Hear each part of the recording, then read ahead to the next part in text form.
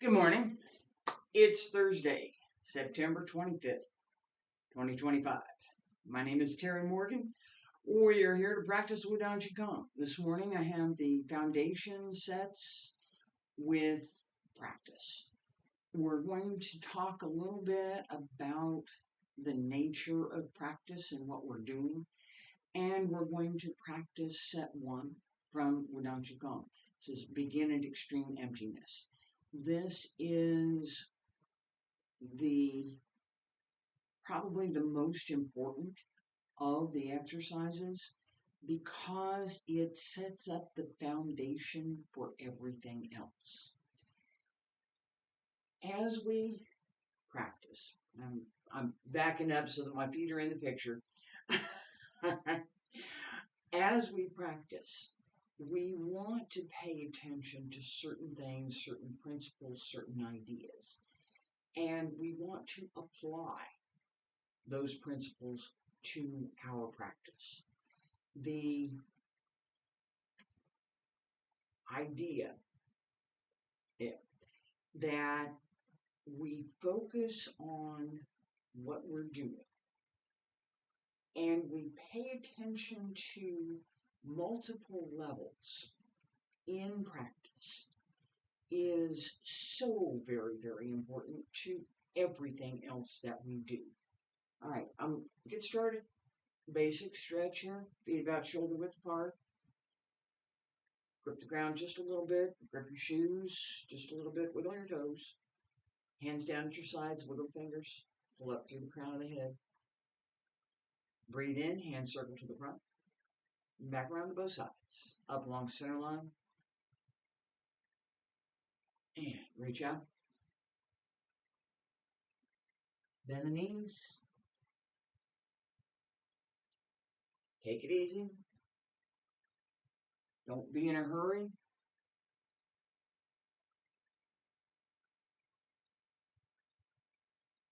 One more time. Reach out.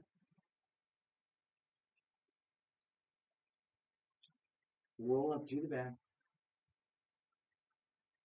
Fingertips reach up. Elbows drop down. Wrists. Hands return to your sides.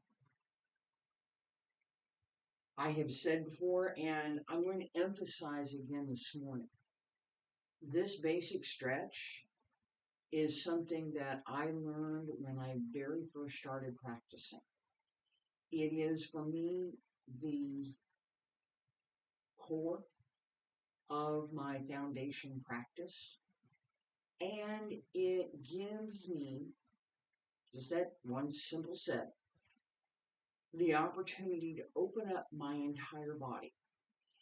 That is, this one set, that what we just did, is not part of Wudang Qigong. It's not. It came from my Yang style teacher, Wang Wei. That recognition is something that I am going to talk about a little bit because it is so very, very important. As we practice, what are we doing? What are we doing?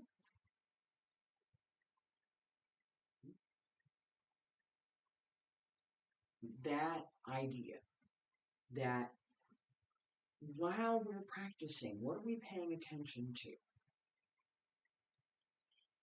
When I learned this set, I did not know anything about Qigong. Not really. I read a little bit, heard the words, that it. As I practiced and I developed some skill in that particular movement, in that particular set, the benefit gradually became apparent. It wasn't immediate. It wasn't, I looked at it and said, man, I'm already limber. I don't need to do this. As I've gotten older, being able to limber up a little bit is very useful. It is. That is also part of foundation practice. understanding what you need. What are you doing? I'm younger, I'm older, I'm in the middle, I'm just getting started, I've practiced for years. What is it? Where are you in your practice? What are you doing in your practice? Yep. And we're going to work on Wudang Qigong right now. Big Dutch over apart. Ladies, right hand on the outside, gentlemen, left hand on the outside. As we practice, as we're moving, I'm going to talk a little bit about what we're doing in this foundation set. Ready? And breathe in. Hands up to the middle Hanjian and lower the hands. Just a slight press against the chest as you lower the hands. Turn the hands over and come up again. Breathe in. Breathe out. As the hands press down along the front, that slight pressure helps to return the qi down along the renmai, the channel in the front, to the lower dantian. The slight bend of the knees,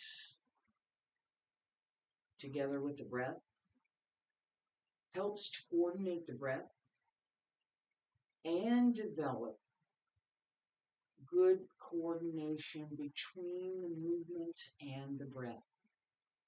Two more. Breathe in.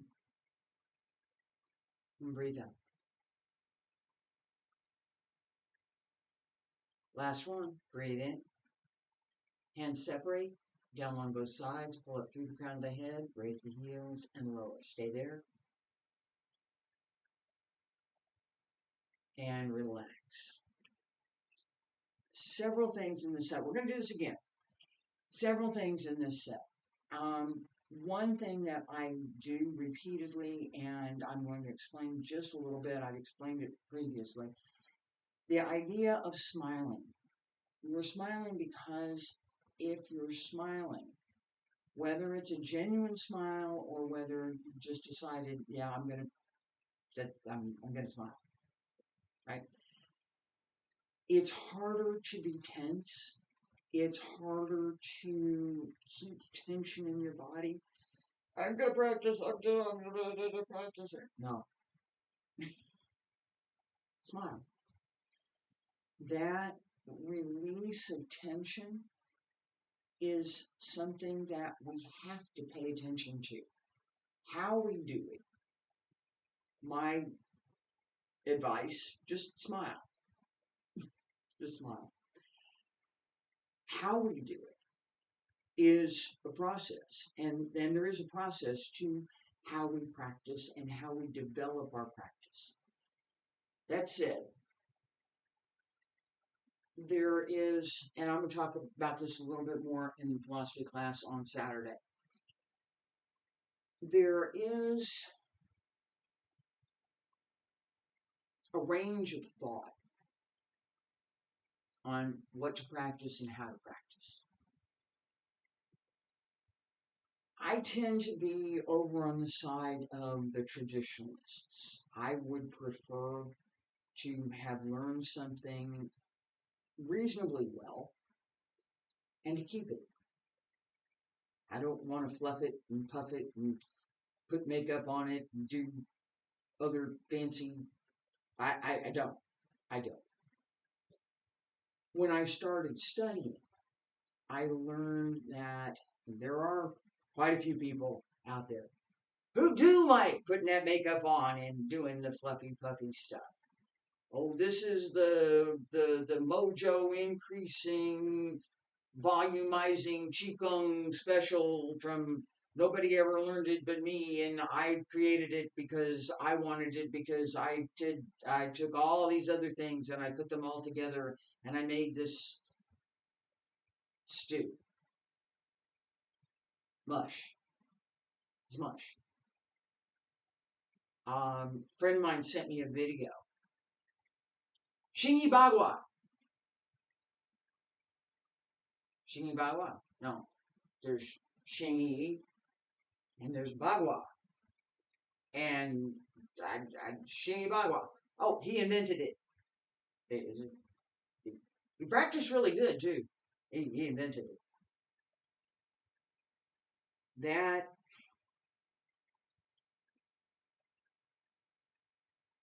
sense that I'm going to take a little bit of this, and I'm going to take a little bit of that, I'm going to take some of this, and I'm going to take some of that, and I'm going to take this all, and I'm going to put it all in a bucket, and I'm going to do some things and wave my hands around, and I'm going to call it whatever I'm going to call it. No. I disagree with that.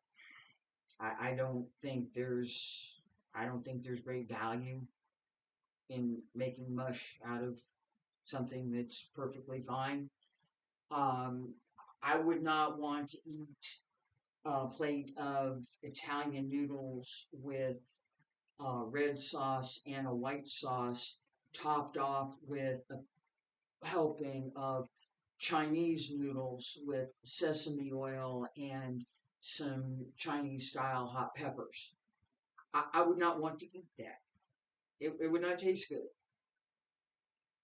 When I see somebody that's made mush out of an art, and I've seen a lot of people that have made mush out of the arts, it bothers me. There's no clarity to the movement. There's no sense of what's actually being done. I have the same problem with the competition taiji form because it combines pieces from the 5 family styles: Yang, Wu, Chen, Wu Hao, Guangping Yang. Takes pieces of those and puts them all together into one form to show your skill in all the 5. I've never seen anybody do it. Now, I've seen people do the form. I've seen quite a few people do the form. Some of them did quite well. Looks like mush. Still looks like mush. In practice, whatever you're doing,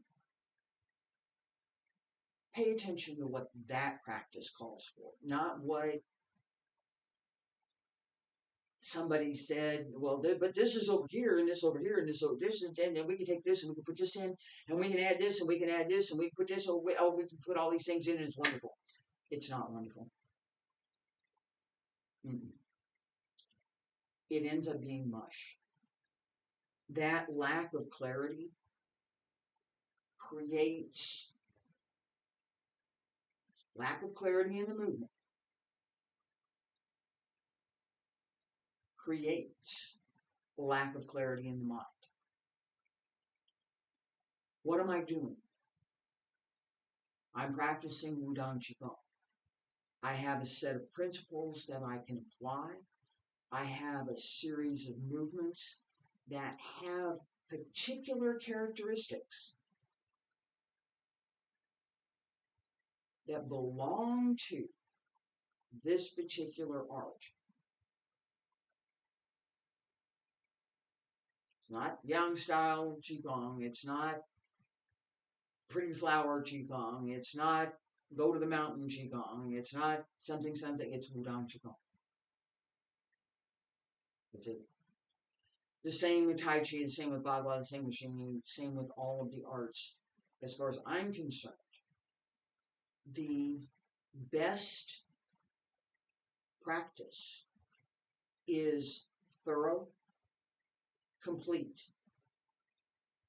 applies the principles of the art that you're practicing, not somebody else's principles, not something else over here. This particular art with a clarity and purpose in practice. Feet about shoulder width apart. Relax the mind, relax the body, shoulders down, pull up through the center, Ladies, right hand on the outside, gentlemen, left hand on the outside, and breathe in, pull up to the middle dantian. Breathe out, press down to the lower dantian. Bend the knees. Relax the body. Carry the weight just back enough that you're not leaning forward. So you actually want your hip just a little bit behind your heel. If we were to go lower, not this morning, we will, but that body position and placement makes a difference. Breathe in and breathe out. And breathe in. Breathe out. Breathe in. 2 more.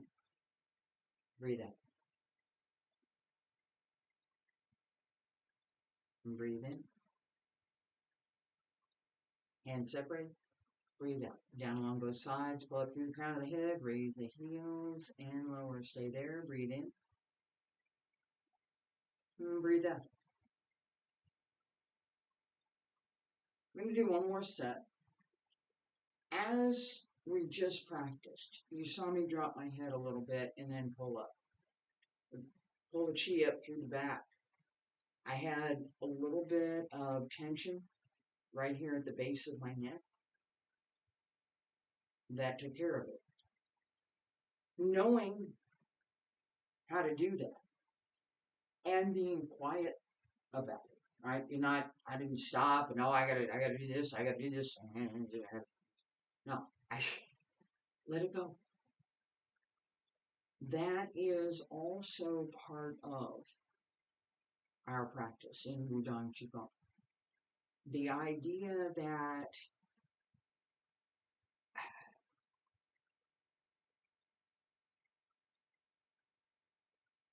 let me say it, I'm going to say it another way. Clear, direct, distinct movement is what we want. The Italian noodles with a nice red sauce, topped off with some Chinese noodles, topped off with some, maybe a hamburger or something, on a bun with ketchup and mustard. No, don't do that. All right? The depth that we can achieve in practice depends on foundation. So this, I'm going to take a little bit from this, and I'm going to take a little bit from this, and I'm going to take over here, and I'm going to bring this in, and I'm going to do that. Again, I've seen that from all sorts of folks. And it doesn't make what they're doing any better. It's not, for me, it's not a creative process. If I were going to create a new form, I would start with foundations. What are the foundations for this new form? What's it going to be? What are we going to pay attention to? What do the body mechanics look like? Does it look like, this is how we get new arts. It's not by sampling. It's somebody sat down or stood up and went out in the parking lot or in the park or went to somewhere to practice. And after some time and study, developed what they do. Before Yang Ching Fu developed Yang style, there wasn't Yang style. What? Chin style. There were other things, but there wasn't what became orthodox Yang style Tai Chi. It didn't exist. The principles that are applied in Yang style Tai Chi are similar to, some are shared with Wudang style Tai Chi. Not all of them. There are things that should be done in Wudang style that should not be done in Yang style, and vice versa. That sense of what is this? What is that? This has these characteristics. That has those characteristics. And we don't try and muddle them. We don't try and mush them together in whatever fashion there might be. It is hard enough. It really is. It's hard enough to learn one of the arts without muddling whatever goes with something else. In my classes, I asked my students to pick. I did group class and I taught everything. There was a basic sets that we did, foundation work, yes we did. And then I asked students to pick, what are you going to work on? You want to work on Tai Chi? You want to work on Xingyi? You want to work on Bagua? Pick one. After a certain point, you can pick another one. But until you understand what this art is, what the principles are, and you can distinguish them clearly, don't practice something else. That idea is also from my teacher, Professor Li Zhang. It's in every exercise in his Qigong book. If you don't quite get this one, do it again. Practice it until you do. Don't try and pick up, all the advanced and keep going in more and more and more. Stick with the one that you're having trouble with. Understand what the issues are. And then develop that practice. When you're ready, move on. Distinguish what you're doing. In extreme emptiness, we're doing two principal things. One is circulating the energy through the small heavenly circle. Lower Tantian, down, up the back, and back down to the front. Each of the points that this channel, two channels actually, it's the Renmai and the Dumai, these two channels follow, are aligned well and open so that the Qi can circulate up the back and down the front. This circulation, the small heavenly circle, and the points that we follow are part of traditional Chinese medicine. They weren't made up. Somebody did, but it's about 5,000 years ago. The Yellow Emperor's Classic of Traditional Chinese Medicine, Internal Medicine. It goes back a long time. It hasn't been changed. Human body goes back a ways too. We haven't changed it either. All right? As we are practicing, as we are paying attention to what is the foundation work for what we're doing,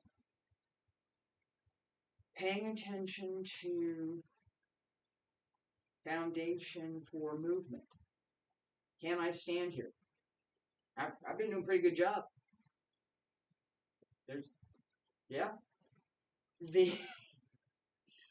What is the foundation that allows me to do that?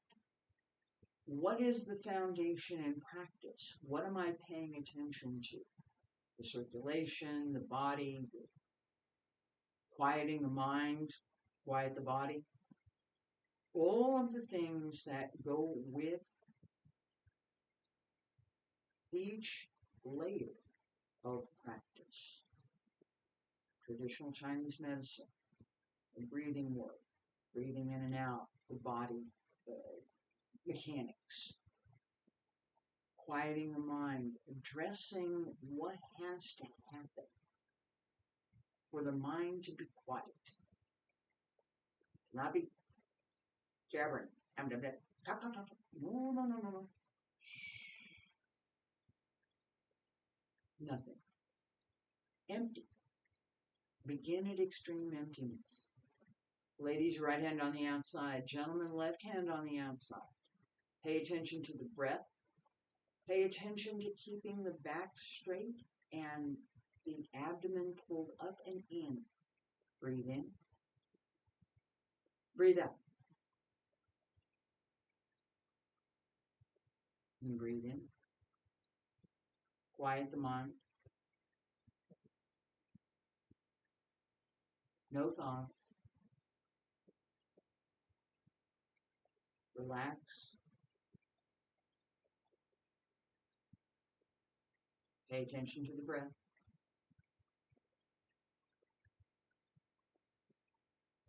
Nothing else matters. Breathe in. And breathe out. And breathe in. And breathe out. 2 more.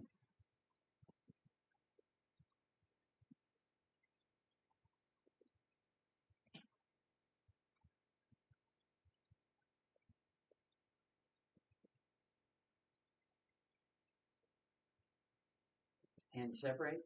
Down along both sides. Pull up through the crown of the head. Raise the heels and lower. Stay there. Breathe in. And breathe out. As we practice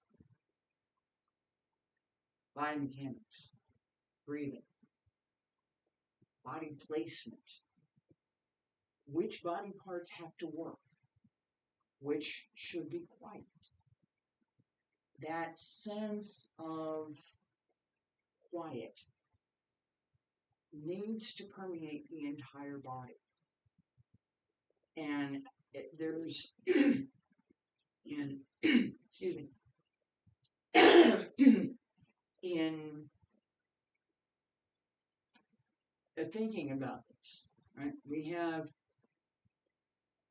the left brain, right brain kind of thought process. Right brain is holistic, spatial processing. Left brain is verbal. If we are practicing correctly, if we're practicing well,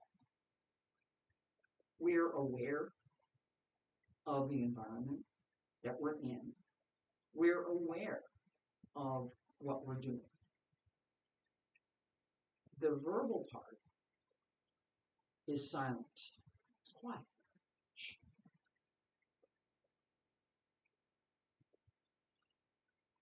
And it has to be, at some point, it has to be a genuine quiet. It can't be, all right, I'm being quiet now. I'm thinking about being quiet. I'm thinking about being quiet. I'm thinking about being quiet. I'm thinking about being quiet. I'm going to think about being quiet. I'm going to be quiet. I'm thinking about being quiet. Yeah, I'm thinking about being quiet. No. No.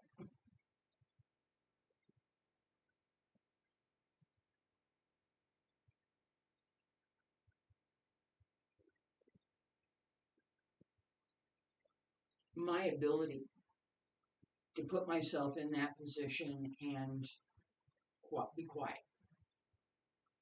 Partly because I'm teaching this class. Excuse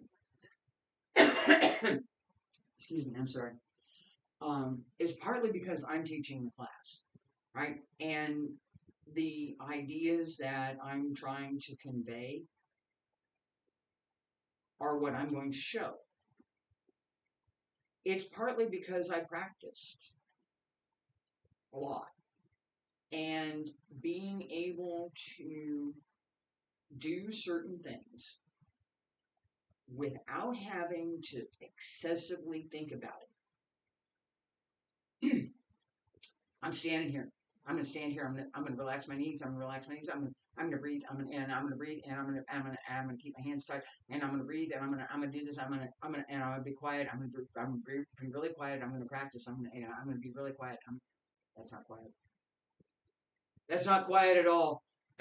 That's not quiet at all. Learning how to be quiet takes practice. It's not instant. It's not, oh, I know I should do that, so now I can. Or, well, I know I should, but right now I'm not going to do it. That foundation is for everything. So if my practice in being quiet is insufficient, when I go to practice xingyi, Santibo,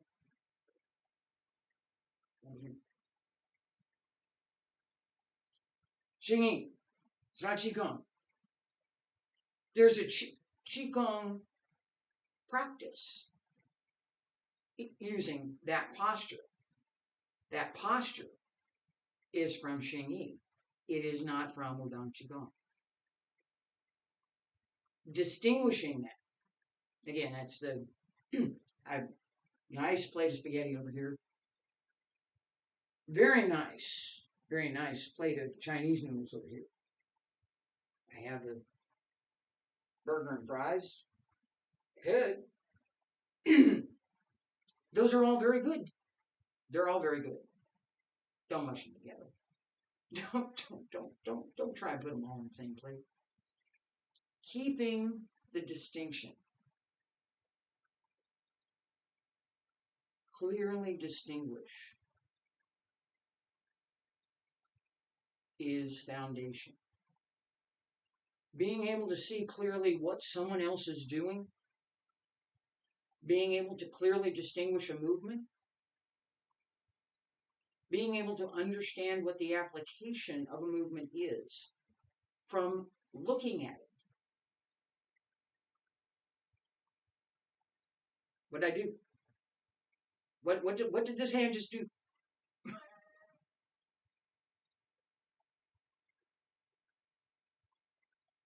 Clearly distinguish. If you don't clearly distinguish in your foundation work, if you don't develop the ability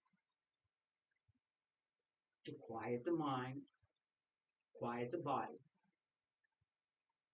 pay attention to the breath without the noise, and focus on what we're doing in this practice at this time today. If you don't do that, your practice will never develop to a higher level. You will, excuse me, you're clearing your throat forever. You will forever struggle with some of the more advanced movements.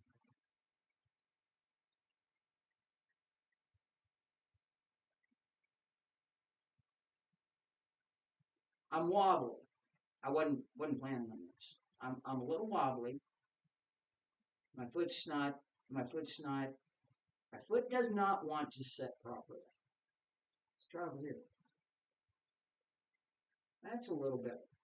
I'm still a little shaky in hip, but this side's better. All right. I shifted my weight to one leg, brought the other one up, and stand there. Now, I should be able to stand there without wobbling. I wasn't practicing for that this morning, but I should. Quiet.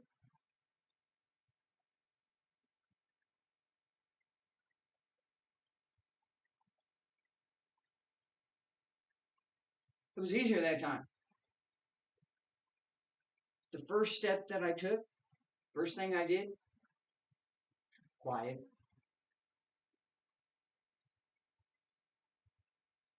That, quiet the body, quiet the mind, quiet the breath. We're not doing huff and puff. No huff and puff. Right? I haven't talked about the foundation breathing work too much yet. I will. I promise.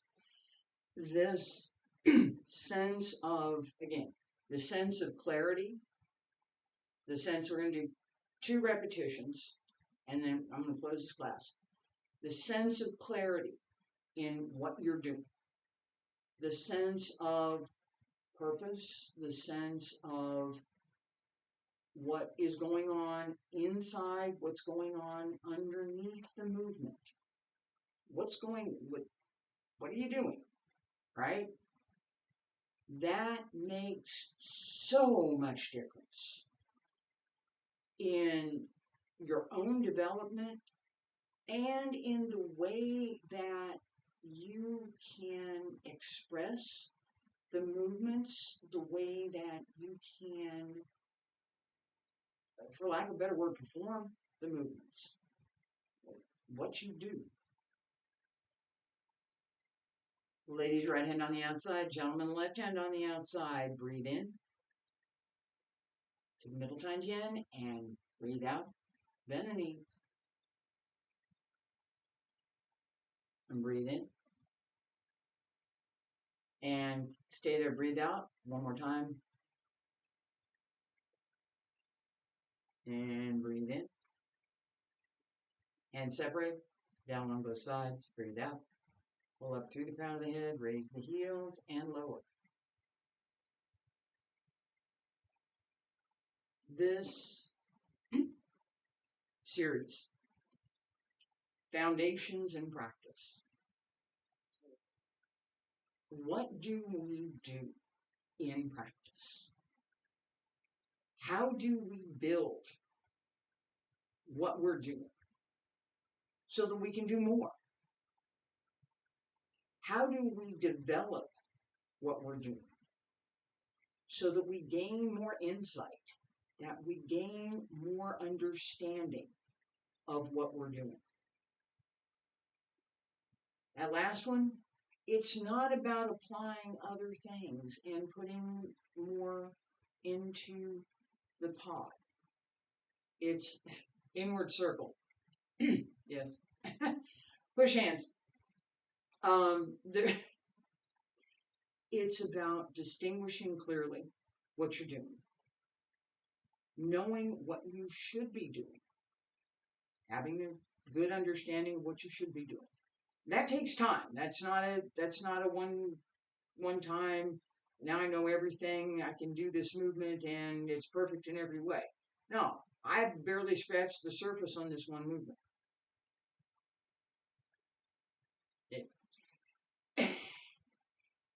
I talked about the layers. It's layers. There's more layers. Understanding that gives us a much better foundation for going on to the next sets and working with more advanced concepts. Tomorrow, I will be back with applications and practice. I'll be working with set 6, 7, and 8 in Wudang Qigong, which also appear in Wudang Taiji. We'll talk a little bit about this whole idea of circulating and directing the energy, as well as how we develop the movements, how we develop the strength to do the movements, the applications. Saturday, philosophy class. I'm going to beat up on this idea of not having mush and clearly distinguishing whatever it is. Whatever it is we're doing, whatever the exercise is, whatever art form we're working in, whatever it is should be clear, complete, and easily distinguished. Thank you for being here. I appreciate it.